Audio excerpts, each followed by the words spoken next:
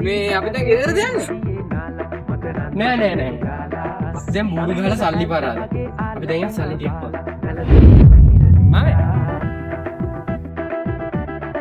මම මේ අපි මේ ගමේ අවුරුදු උත්සවය පවත්වනවා මේකට සල්ලි එකතු කරන්න ආවේ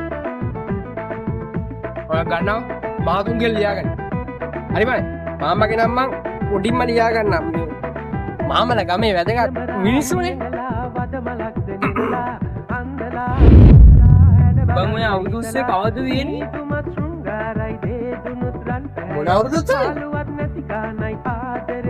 එතකොට